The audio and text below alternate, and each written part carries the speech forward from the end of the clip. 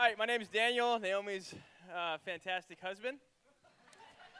Here this evening talking to you about the theology of the body, a great article of homilies or essays, you might say, written by the late Pope John Paul II. Now, quick question for you men and women. You'll have the same answer or question asked to you, but I want to focus on the men right now. Who here of you men likes to daydream? Raise your hands, huh? Daydreamers? Who here likes to daydream? Yeah? Okay, good. I like to daydream too, okay? And a majority of my daydreams take place or took place in school, or sometimes when my wife's talking to me. I'm kidding. But, you know, my daydreams when I was in university and school might have gone like this. So I walk in to class. I'm just a normal, 15-year-old kid. There I go. Got my books in hand, but little does anybody know that I'm actually a superhero. Walk into class, make eye contact with the girl that I like. What's up? But I don't stare too long because I don't want her to think anything's going on. I'm cool. Take my seat. Teacher starts talking, and then lights go dim. And then from the hallway, a scream. No, he's got a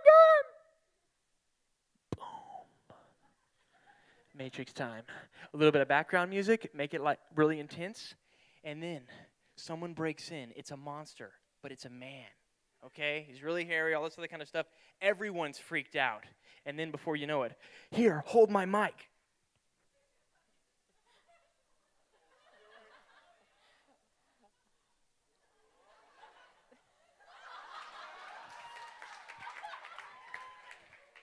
Okay, I actually paused it, so unpause. Matrix style. Hey, what are you doing? I'm a luchador. I'm here to take out everybody in your class. No, you're not. Starts firing off rounds at me. Matrix. What happens? I get hit. Then I make eye contact with a girl that I like. I've got this under control. She doesn't know that under my clothes I have a vest that does what?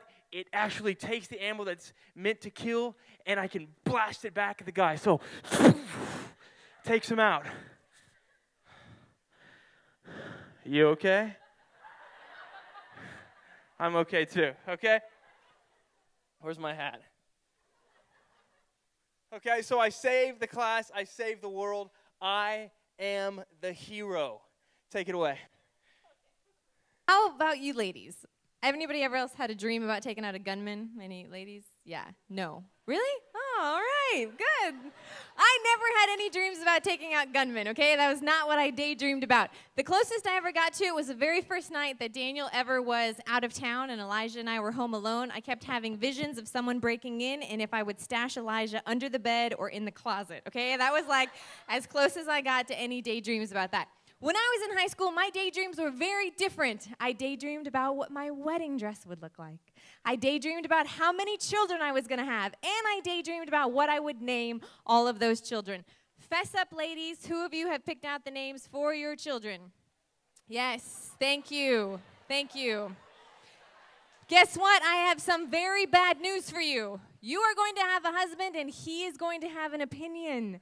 I was devastated when I realized that Daniel hated every name I had picked out for my future children. Yes. Okay. Dang it. That close, just so you know. Okay, so about these daydreams, okay, especially mine, okay, what does my daydream tell me or us men about our masculinity? See, that's what this talks about tonight. Masculinity and femininity. Masculinity and femininity. So what does the fact that I have superhuman powers and superhuman strength in my daydream tell me about myself? What am I called to do? Men, please answer. Yeah, take down the gunman, but I heard like 90% of y'all say protect. Right? My body tells me, and you've just proven simply by your answer, that I as a man, by the sheer fact of my identity as a man, which makes me masculine, I am therefore called to protect. And my body tells me this. How? How does it tell me this? Well, let me demonstrate. And I'm going to ask my wife to do the same thing in a second. But let me tuck my shirt in.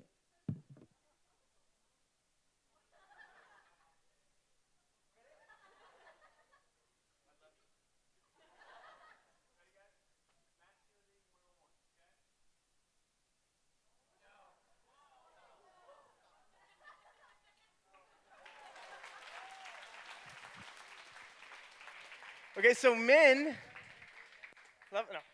are strong, right? Our bodies tell us this, but do you have to be able to sit yourself down in the Indian style and then push your stuff in a handstand to prove that you're masculine? Absolutely not. Because I would venture to say a large majority of you men who are masculine cannot do that. But not because you are not masculine. See, when I graduated high school, I was 140 pounds, maybe. Okay? Now, does that make me any less of a man than I am now because I was 140 pounds? Of course not. See, because our bodies tell us that in our imaginations, men, we wish to protect. You all said that when I asked you the question. Did you know that if you were to ask me and my wife, say she was just about as tall as me and weighed just about as much, and you said, Daniel, I want you to eat the same amount of carbs, consume the same amount of calories, and come back in 6 weeks, and we're going to see which of you has gained the most muscle. 99.9% of the time, unless she comes back with a square jaw, I am going to have more muscle than she is. Why? Men produce chemicals in their body almost twice as fast that transport proteins to the muscle and break them down and create muscle twice as fast almost than women do.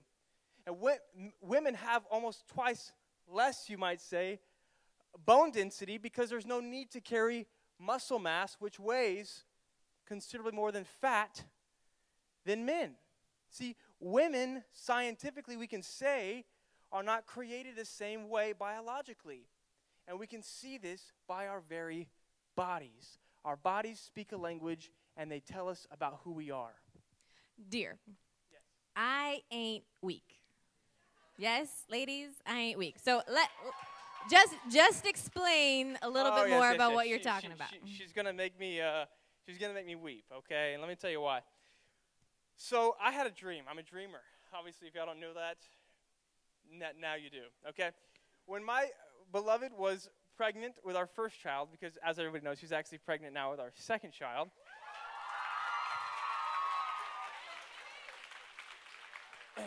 Now, are y'all applauding for me or for her? I just didn't know. Okay, see, now, whenever she was pregnant with our second child, our first child, Elijah, I had this dream when she was about 7.5 months pregnant, okay? At the peak of the suffering, right? It's tough. Her back was killing her all because she was going crazy, you know, throwing pots and pans. Not really. I had this dream that a man, a superhuman, I had to give birth to Elijah. Not only that, there was no C-section involved. I had to give birth to Elijah through my butt. Okay? Okay? Now, and this, guys, I know you understand what I'm saying, okay? I woke up from my dream, sweat dripping down my face. Okay, I was weeping, love. Dear, wake up. You don't understand what's happened. Have pity on me. Right. 7.5 months pregnant, and he wanted sympathy because he had a dream he gave birth. Thanks, love. See, women are not weak, and my wife is the true superhero here, okay? So the point he's trying to make, okay, again, JP2 doesn't just talk, some of this is going to sound like stereotypes, okay, but we're not saying men strong, women weak. Women, we are not weak, okay, but there's a biological difference. Like he was saying, men have more muscle mass, right? Men are just made able to carry things more and to be a little bit stronger than women in those ways, all right? But again, that doesn't mean that women are weak. It does mean, though, that men are called in a unique way to protect from their bodies. Now, of course, again, women, we can protect also. I would lay down my life for my son, Elijah. But let's be honest, if you have to walk down a dark alley alone, do you want me or do you want Daniel? Right? We're going to go with the guy. We're going to ask the guy to escort us, all right, to protect us. So again, not trying to stereotype, but from the theology of the body, there's some things that we can learn about who we are created to be. So back to my daydream about having kids. What does this tell me about who I was created to be as a woman? It shows me that I was created to nurture. As Daniel is so happy to point out and very relieved, God created women with the ability to do something that men cannot, and that is what? Yes, right? To give birth, to have children. He's glad God designed it that way, okay? We have wombs. We are able to nurture life within us. Okay, we're able to nurture life within us. This tells us a little bit about who we are as women. This goes farther, though, than just having children, okay? It doesn't have to just do with babies. I'm not particularly one of those, like, warm, fuzzy kind of girls who, when she sees a baby, she's just like, ah, and has to hold the baby. I just don't really, I mean, you like babies, right? but I'm not one of those girls that just happens to particularly want to hold everybody else's babies, okay? We're not talking about that. Even women who are not able to have children, or who are not called to have children maybe in their future, they are still called to nurture. All of us as women are called to be nurturers from the very fact of how God created us in our bodies, that the womb nurtures life. Now, again, this doesn't mean that men can't be nurturing. Daniel can be very gentle and very loving to our son Elijah, right? But he plays with him differently than I do. He wrestles with him. He holds him upside down. He does things that sometimes I worry are a little too rough, and that's because he's dad and I'm mom, okay?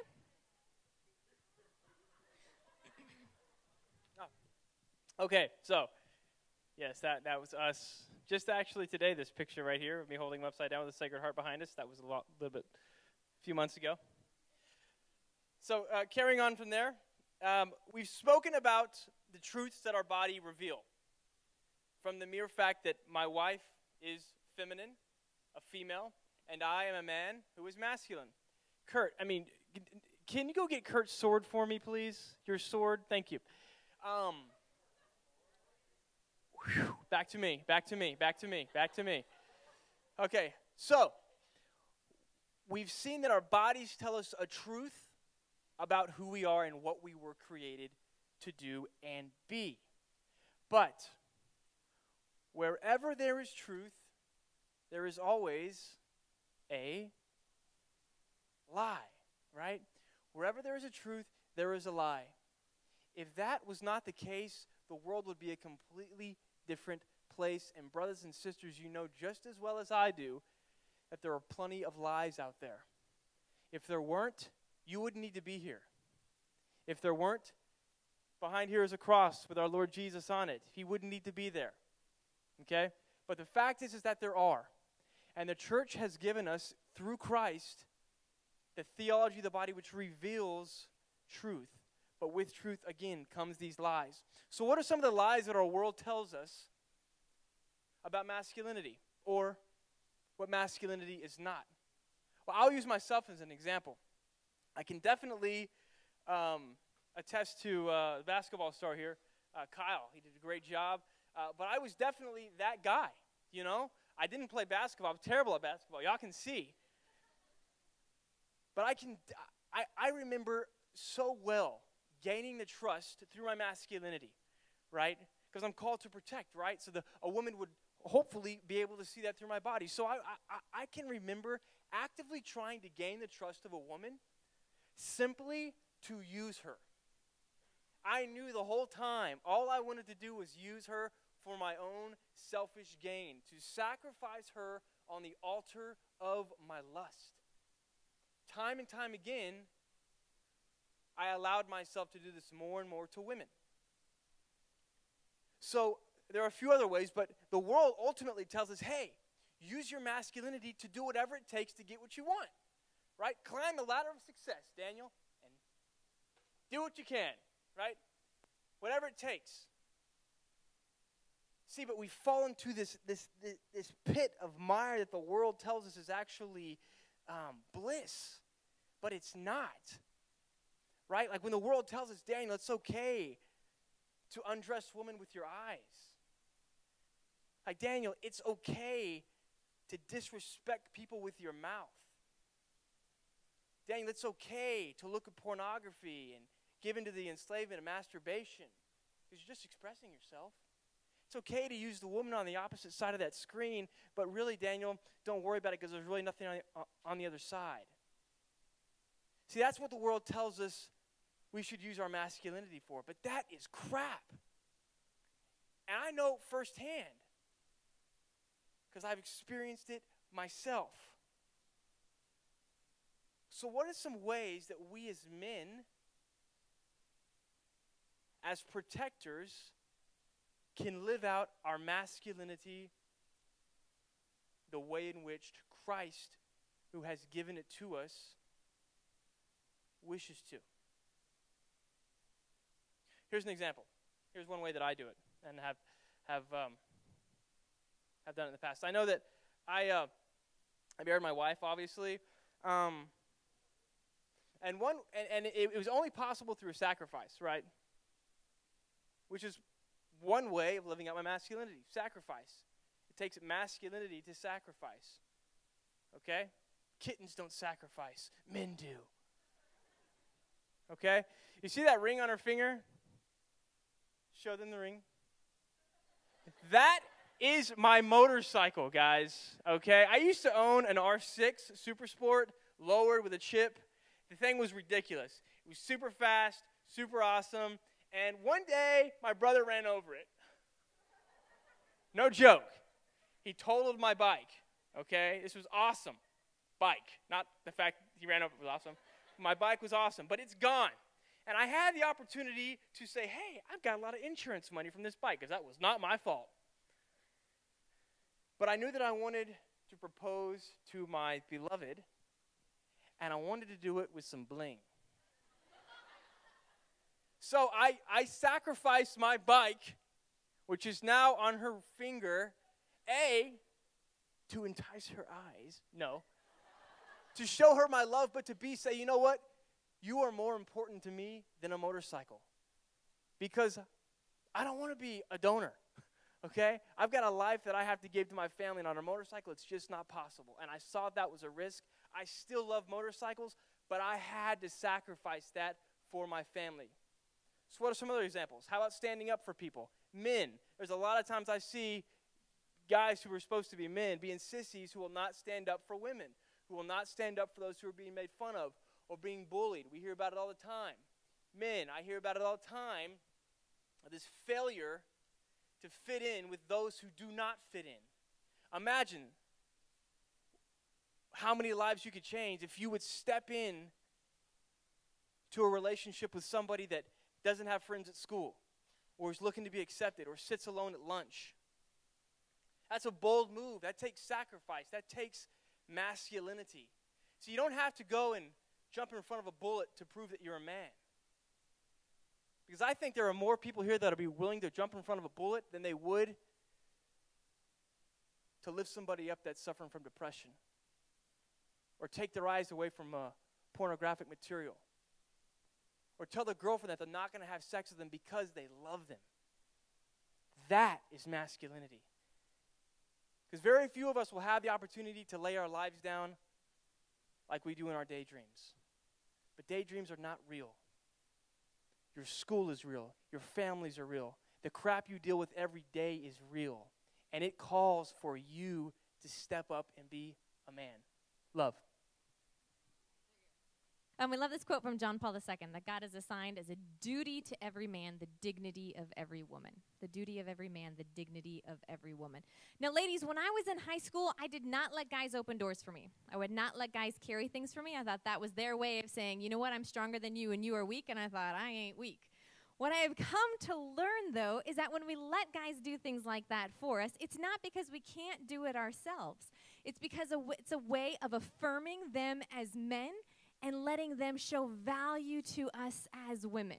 Because here's the problem that I see with the lies of femininity with the world. I see really two extremes. The one is that the world wants to say, women, you don't have to be like that. You can be just as tough as a man. You can just be as strong as a man. You can be as hard as a man. You can succeed as a man. They almost want to make us feel like we have to be just like men. As almost they want to ignore that there's even any difference, right? That's kind of the one extreme. Almost making us feel like we have to compete with men.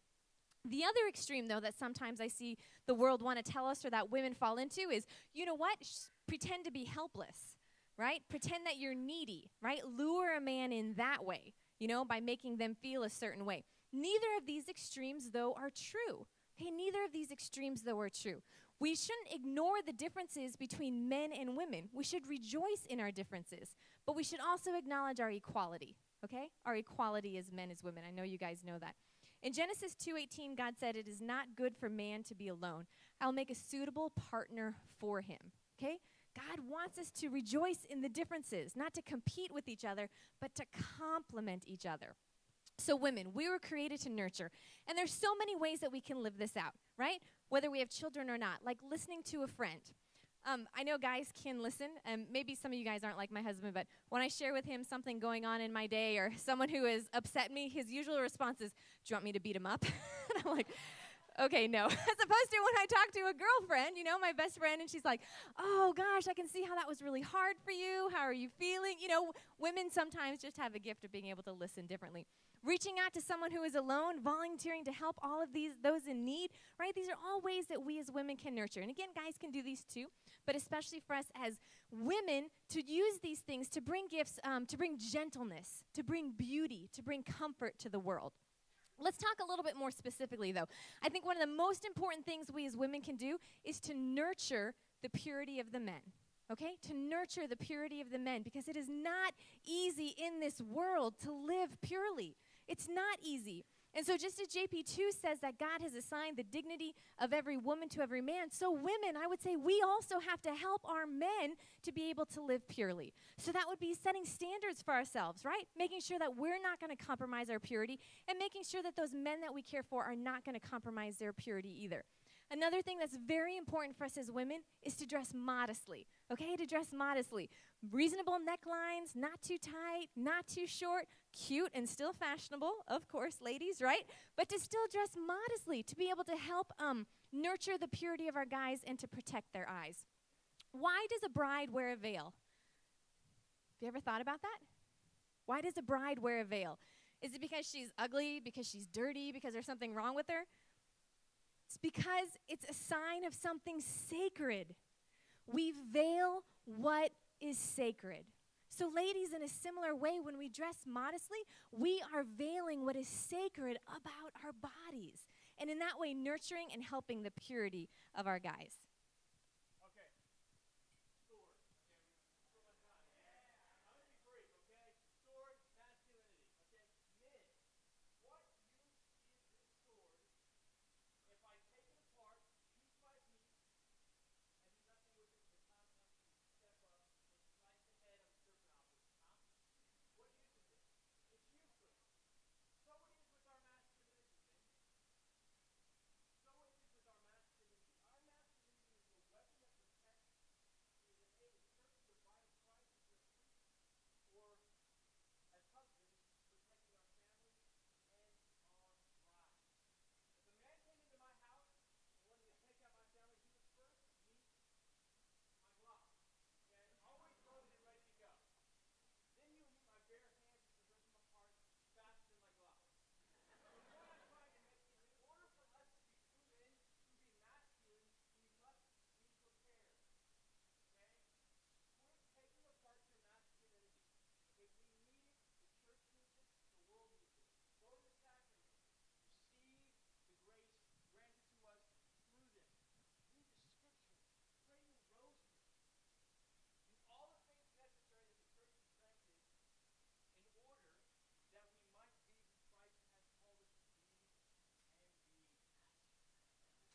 Okay, just to clarify, though, he's not saying you have to have a gun to be masculine, all right? He's making an analogy. I just want to be really, really clear about that. He's making an analogy about men being ready to step up and to protect and defend. He's referring to those weapons as the courage of men to protect, okay? Making an analogy there. So ladies, same with us. Let's look to the Lord. Let's go to the sacraments. Let's look to the Blessed Mother as an example of purity. And let's all strive to be the men and women that God created us to be.